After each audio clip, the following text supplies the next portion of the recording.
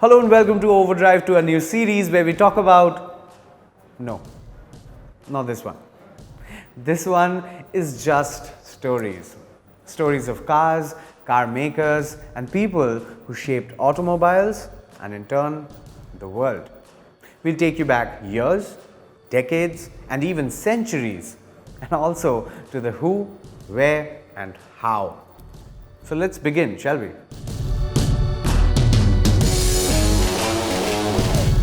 It begins with a name, not a car, not a number, just a name, Porsche.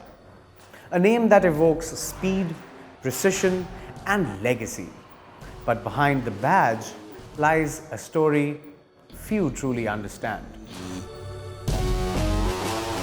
The tale of a genius with complex relations with the Great Wars, an innovation that changed the world, and a legacy that has been anything but simple.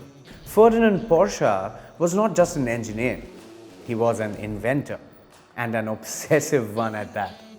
He designed his first electric vehicle as early as in 1898. The Egger Lohner C2 Phaeton, it was called. It ran on battery power and had a top speed of just over 30 kilometers per hour. Not fast by today's standards, but in 1900s, that was revolutionary.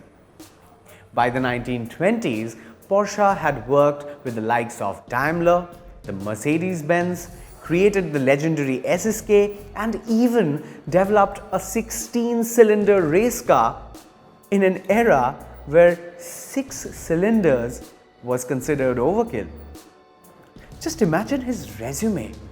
In 1934, Hitler summoned Ferdinand Porsche. His task was to create a car every German family could afford, the people's car. The result was the Volkswagen Type 1, later known as the Beetle. It became the global symbol for youth, vibrancy, and all things nice and breezy, despite its origins being quite the opposite. Porsche became one of Hitler's go-to engineers. He designed tanks like the Elephant and contributed heavily to the development of the nightmarish Tiger I. What went further wrong was the Porsche company, like many in Nazi Germany, relied on forced labor. Hundreds of prisoners worked in brutal conditions at Porsche facilities, putting the Porsche name to shame and further decline. The company officially acknowledged this in 1999 and in many ways has atoned for this dark past. After the war, Ferdinand Porsche was arrested for war crimes, and during his 20-month imprisonment in France, his son Ferry Porsche did something no one expected. At one of the lowest points in the history of the brand, Ferry Porsche built a car, not for war, but for the joy of driving, and more importantly, for freedom. That car was the first car with the Porsche name on it, the Porsche 356. Built in a tiny sawmill in Gmund, Austria, it weighed just 585 kgs and had a top speed of 135 kilometers per hour. In 1948, we are just a year into our independence then. But out there, it had arrived. A car that was light, agile and beautifully built, and henceforth became the blueprint for everything Porsche would stand for and base their future upon. In 1964, the company unveiled a car that nearly didn't happen. Internally, it was called the 901. But Peugeot, now that I think,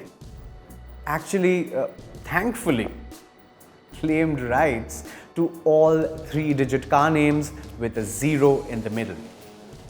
A little weird, but okay. So it was a no-brainer as Porsche changed the 0 to a 1 and made it 911. A number that would become legendary. The 911 was strange, rear engine, air-cooled and tail-happy, but it had a soul. And over the next 6 decades, it would become the most continuously produced sports car in history, and to date is the dream car for millions of enthusiasts, including the one talking to you right now. Porsche's racing legacy began in the 1950s, and by the 1970s, they weren't just participating, they were dominating. The 917 gave Porsche its first Le Mans win in 1970, and it had over 600 horsepower and hit 0 to 60 in under 2.5 seconds. I mean, what? These numbers are still shocking today. No wonder Porsche holds the record for most overall victories at the Le Mans. In 2005, Porsche did something shocking. And no, this time it wasn't a car. It was a plan. Porsche SE began secretly buying shares of Volkswagen, aiming to take over its much larger rival. And by 2008, it owned 74% of VW and claimed it had no interest in controlling it.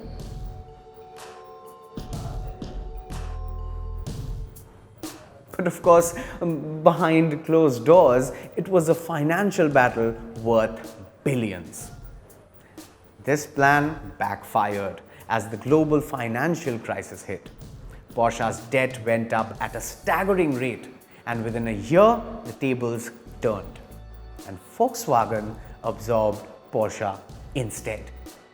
So the hunter became the hunted. Today, Porsche stands on the edge of a new era. Porsche's first all-electric car, the Taycan, isn't just an electric sports car. It's a Porsche through and through. It can launch from 0 to 100 in, wait for it, 2.6 seconds.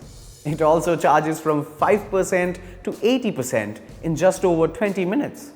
And it is built in a carbon-neutral factory. Porsche is also investing in synthetic e-fuels, which I feel is a noble cause, as this way they hope to preserve the soul of the internal combustion engine and make it emission-free. That's the dream. But for now, the Taycan will do. So, Porsche. It's not just a badge or a big price tag. It's a paradox. The legacy of a brilliant engineer with a dark past. A company born out of wars, which evolved into a developer of world-class green technology. And a maker of cars that inspire loyalty like no other. You see, every 911 carries a piece of that complex history under its hood, and every Taycan carries it into the future.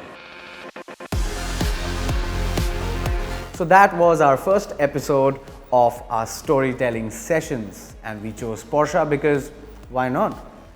And for more such videos, stay hooked to Overdrive, subscribe to our YouTube page, follow us on Instagram, and I'll see you on the next video.